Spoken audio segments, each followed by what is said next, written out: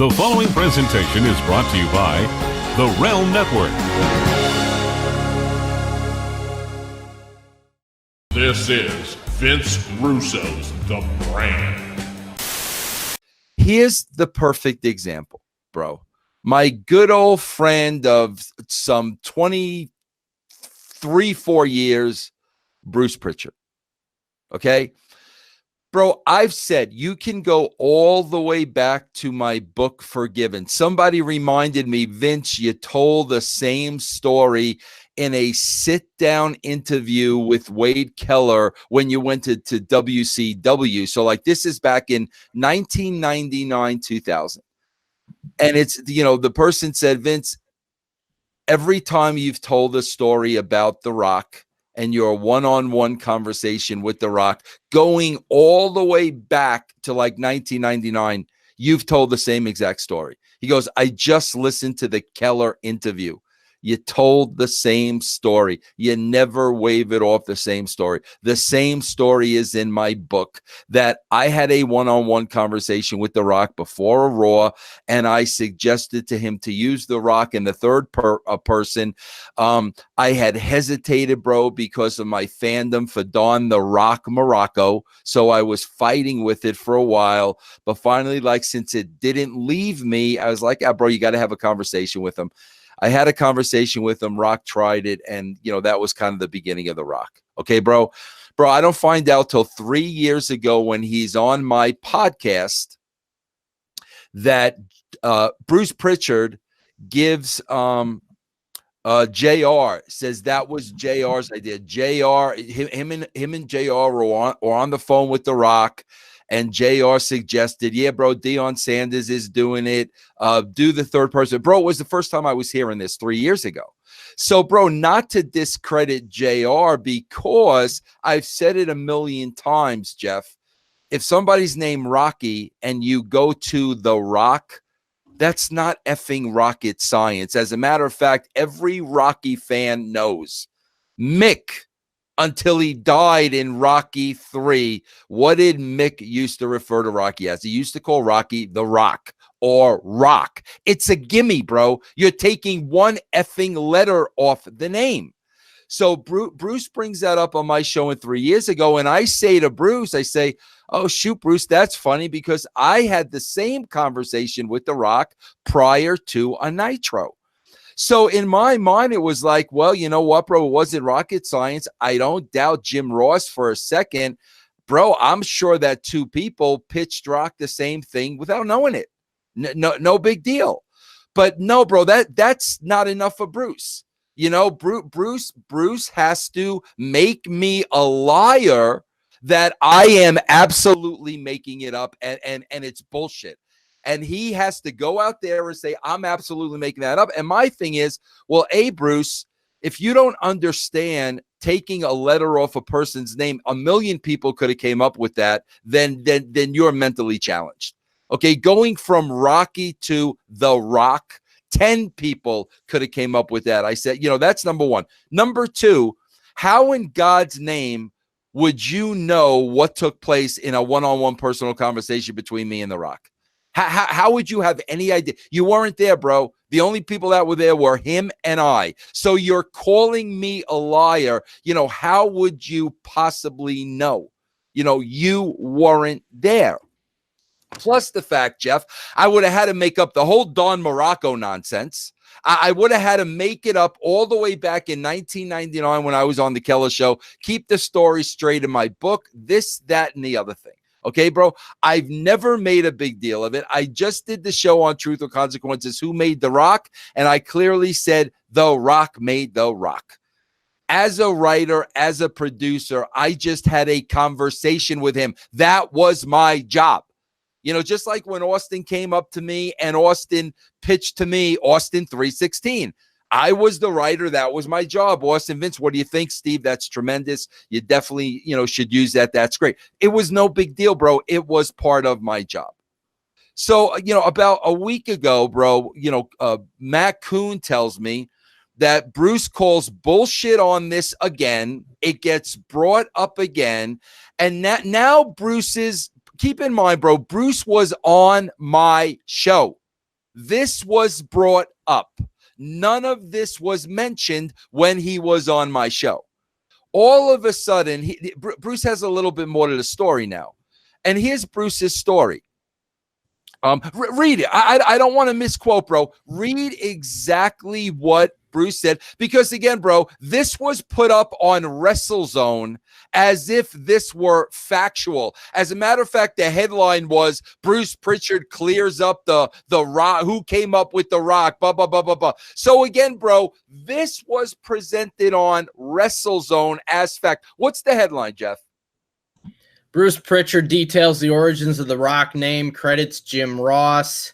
But in the first paragraph, they say Bruce Prichard recently cleared up the debate. So yes, they're saying, yeah, so they're saying because Bruce said this, he cleared this up. So in other words, bro, Bruce has an impeccable memory over 20 years. I'm not gonna get into what Bruce may or may have not done to affect that memory. I'm not even going to get into that. Bruce has an impeccable memory of 20 years that he's the only one, bro, who remembers this. He knows without a shadow of a doubt Vince Russo and The Rock did not have a one-on-one conversation. Vince Russo made all this shit up going all the way back to 1999. But yet when you were on my show and I brought it up, you did not say I was full of shit, and you definitely did not detail this story that I'm now hearing for the first time. So go ahead, Jeff, read the direct quote from Bruce Prichard.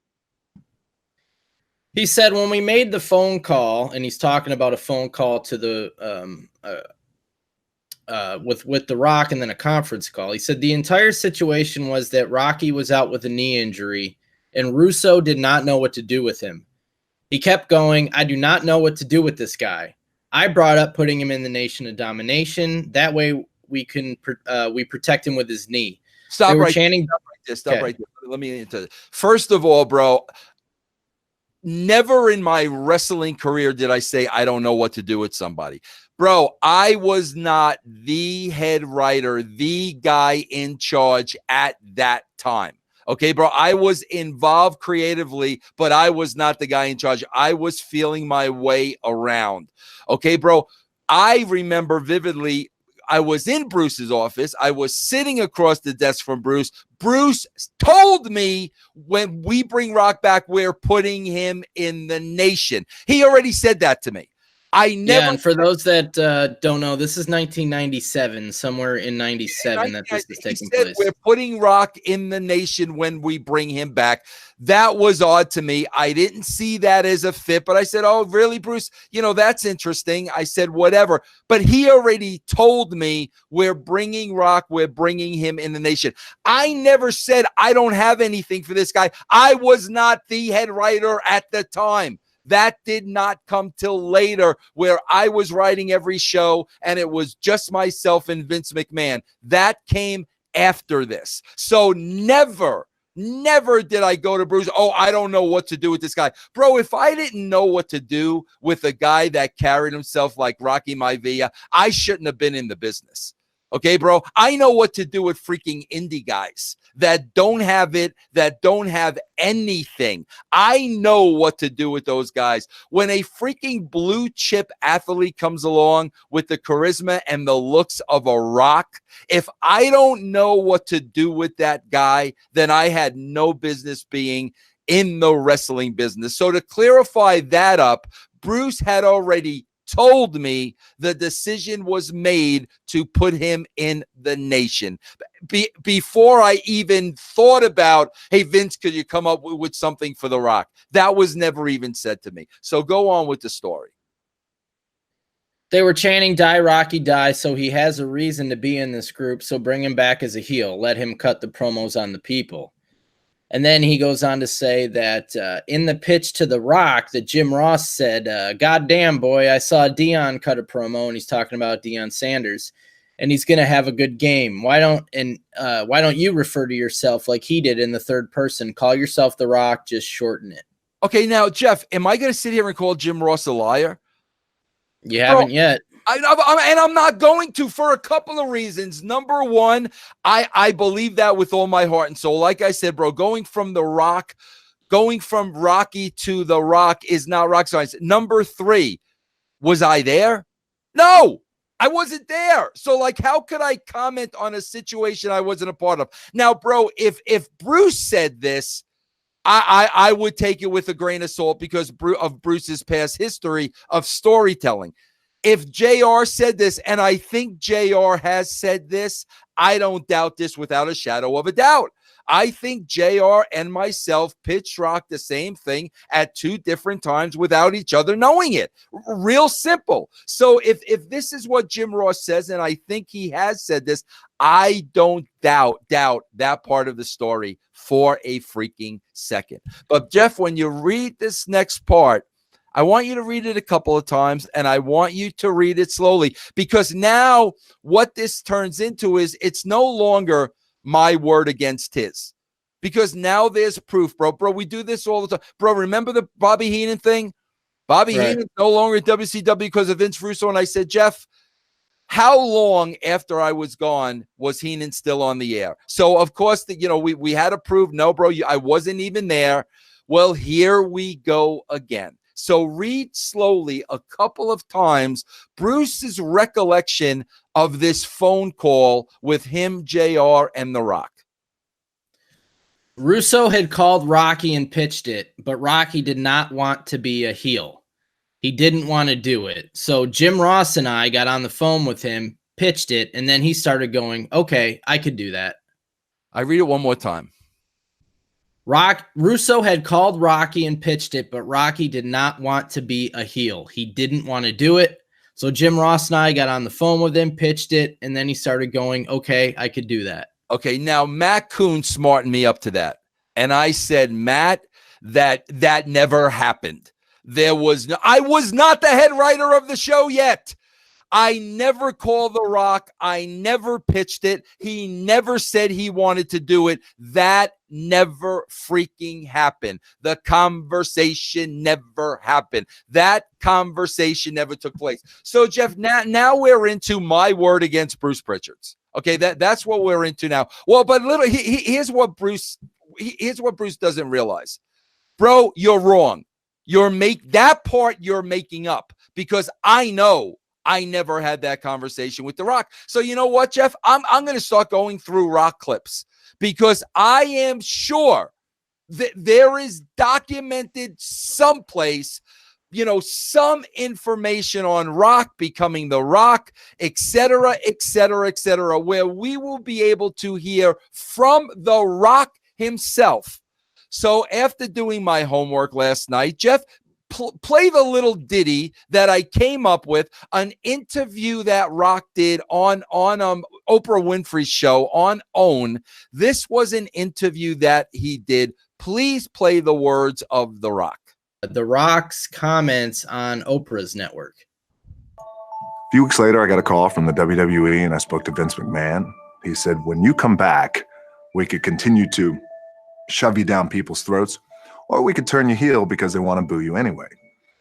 I said, I think it's a great idea. And I said, before we get off the phone, I have one request. When I come back, you can cut it right there. So Rock said he got a call from Vince McMahon, and Vince McMahon said, rather than shove you down people's throats, we will turn you heel. What did Rock say? I think that's a great idea. I think that's a great idea. This is coming from Rock himself. Vince McMahon called, not Vince Russo. Vince McMahon called and suggested, when you come back, we make you a heel. Okay, not Russo, McMahon. Rock didn't hate the idea. Rock said to Vince McMahon, I think that's a great idea. So according to Bruce, Russo called The Rock. Rock hated the idea, and then Prichard and Ross had to call Rock and talk him into it. So Bruce, is The Rock now a liar? So now you got two liars, Bruce. Now Vince Russo is a liar, because Vince Russo is saying that conversation never took place. But now you have The Rock saying that conversation never took place. Rock is making it real simple. Vince McMahon called me. He said, we're going to turn you heel. In The Rock's words, I think that's a great idea. Okay, now what, Bruce? So now what do we do, Bruce? Now what? Is there a retraction? Is there a holy shit? I must have, I was wrong. I must have just, thought that in my head. Whatever your reason would be, The Rock just clarified that for everybody. Vince called him. We're going to turn you heel. I think that's a great idea. End of story. So, bro, of course, the Russo army online, they go to Conrad. Well, Conrad, so what now? A retraction? Is there going to be a retraction on the show? Is Bruce going to answer this? And Conrad's answer was, nah, nobody cares. I don't get that. No, I get it. There's no place for Bruce to go. The only place Bruce could go is, well, Rock's lying. That's the only way. So there's nowhere for them to go. There absolutely is nowhere for Bruce to go. So how does Conrad? Nah, nobody cares. Well, Conrad, I hate to break the news to you. Bruce cared enough to talk about it. If nobody cares, why is Bruce talking about it in the first place? But now when it turns out that The Rock himself is making it clear that conversation never took place, Russo never called, he never fought being a heel. When Rock is now clarifying that, and now there's nowhere for Bruce to go because he's been exposed by The Rock, nah, nobody cares. That's your answer to it, bro. Nah, nobody cares. That's what I mean, Jeff. So what's the point? What's the point of castrating the marks?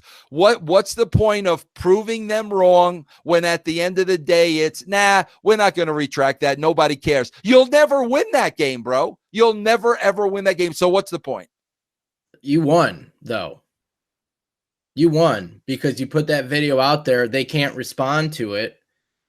That's a win, whether they retract it or not. The fact that, nah, we're not going to address it. Okay, well, you just lost then. So that's what I think you're not realizing is that those are victories for the truth. If they're going to ignore what we said, and we're getting the message out there, more and more people are listening to this show. Though that's what matters is the people listening get the message, and more people are getting it every episode that we do. So whether they retract or ignore it, it's still the same thing. It's still a victory because ignoring it is the same as retracting it. I mean, I don't think these people understand. If that story were true, I would say it was true. I would say, yeah, bro, I called Rock and he didn't want that. I would say that. There would be no reason for me not to say that. That conversation never happened.